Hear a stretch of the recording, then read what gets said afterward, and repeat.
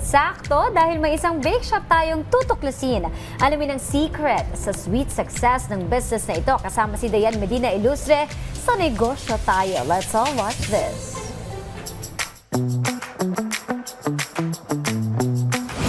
Napakabakulay po ninyong journey when it comes to business industry. Can you tell us more about your journey? Yun, nag-start kami noong 1970s sa parents ko. And nung bata ako, ginagawa na kaming assistant sa shop. Take us back nung naging assistant ka, nung bata ka. Ano yung mga naaalala mong fond memories together with your dad while doing the business? During that time ng tatay ko, nagkakonduct na siya ng mga baking lessons during 70s. So ginagawa na kaming assistant, taga-sift ng flour, ayun, doing the chopping ng mga ingredients, mga ganun-ganun. So yun, doon na kami na-evolve dun sa negosyo. They've been in the business for such a long time already, mga kanegosyo.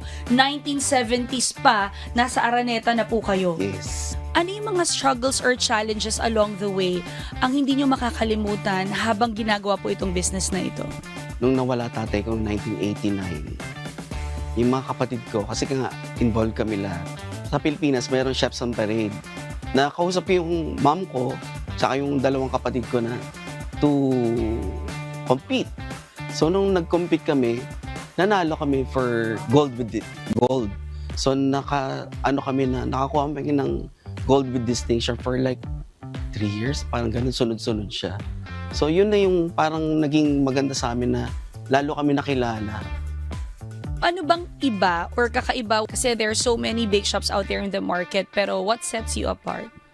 Siguro yung traditional na pastries pa rin na tinatangkilik. Kahit during 70s, nandyan pa rin hanggang nandyan pa rin ngayon. siya.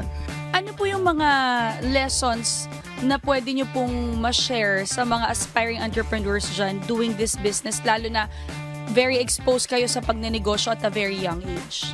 Sa mga empleyado na parang pamilya na talagang involved sila doon sa paggagawa ng produkto, pagkakausap sa mga customers. Kasi maliit lang yung tindahan namin.